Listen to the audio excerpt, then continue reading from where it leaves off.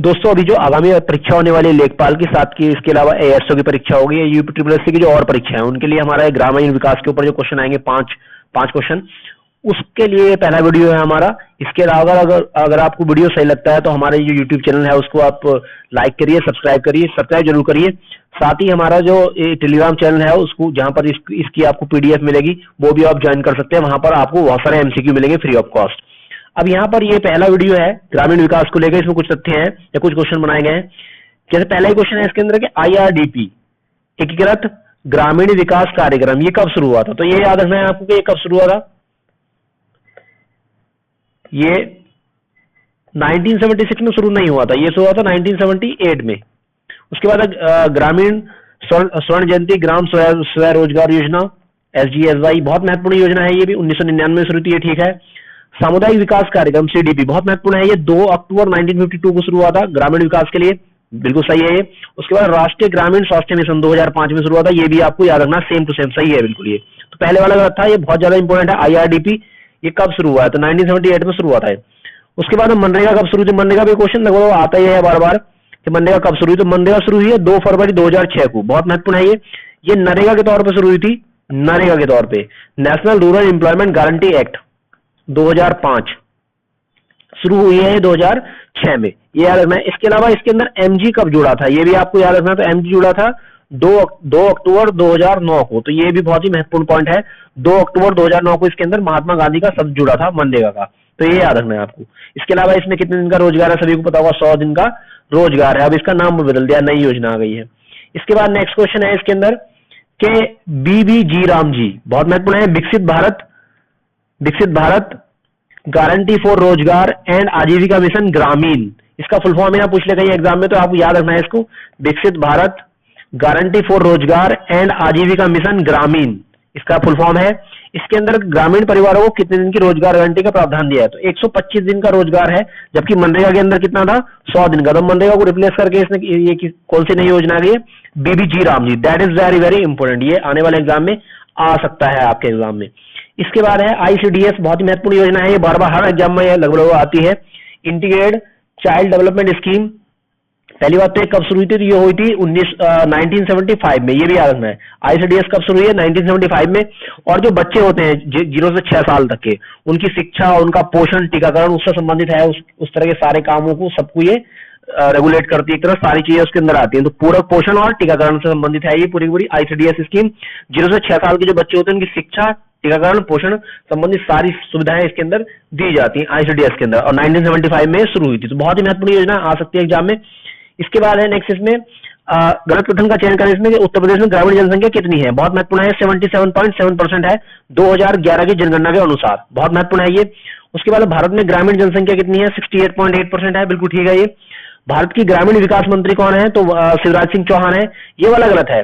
उत्तर प्रदेश के ग्रामीण विकास मंत्री कौन है? तो जो मौर्य है, हमारे जो डिप्टी CM है वो है, ना कि विजय लक्ष्मी। ये शायद स्टेट मंत्री है, लेकिन ये जो कैबिनेट मंत्री है वो नहीं है स्टेट की, तो वो है मौर्य, और ये लक्ष्मी नहीं, तो ये गलत है। इसके बाद आगे बढ़ते हैं नेक्स्ट इसमें। नेक्स्ट स्कीम है उज्ज्वला योजना। उज्ज्वला योजना किससे संबंधित है? तो LPG गैस कनेक्शन से। उज्ज्वला योजना बहुत महत्वपूर्ण है ये, क्योंकि ये बलिया से, यूपी में ये शुरू हुई थी बलिया से, तो आपको याद रखना कहां शुरू हुई थी? बलिया से। ये शुरू हुई थी 2016 में, बहुत महत्वपूर्ण है गैस कनेक्शन देने से, तो बिल्कुल ठीक है। PM कुसुम योजना सोलर पावर से है, बिल्कुल ठीक है, ये भी सोलर पंप लगाने से संबंधित है। ये कब शुरू हुई थी? 2019 में, बहुत महत्वपूर्ण योजना है PM कुसुम योजना। उसके बाद है सौभाग्य योजना, तो ये टीकाकरण संबंधित नहीं है, विद्युतीकरण से है। गांव में जो विद्युतीकरण है उससे संबंधित थी सौभाग्य योजना, 2017 में शुरू हुई थी योजना, 17 या 15 में, एक बार देखना है शायद 17 में शुरू हुई थी।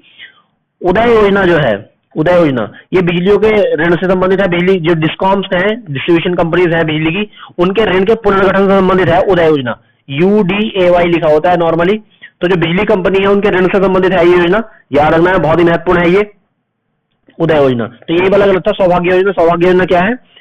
ग्रामीण विद्युतीकरण से संबंधित है ये। इसके बाद नेक्स्ट इसमें युक्ति धारा पोर्टल का उपयोग किस सरकारी योजना के तहत संपत्ति निर्माण और प्रबंधन के लिए किया जा रहा है? तो ये मनरेगा है। युक्ति धारा पोर्टल जब भी आता है तो मनरेगा का आपको जिक्र करना है इसके अंदर। इसके बाद है इसमें उत्तर प्रदेश बजट 2026-27 में ग्रामीण विकास के लिए कितना धन आवंटित किया गया है? तो 25,400 मतलब टोटल मिला के अप्रोक्सीमेटली 25,500 करोड़ जो है वो किया गया है, तो 25,499.58 करोड़ आप मान सकते हो, ये इतना ही है पूरा का पूरा। उसके बाद है नेक्स्ट इसमें काम के बदले अनाज योजना, बहुत महत्वपूर्ण है ये 2004 में।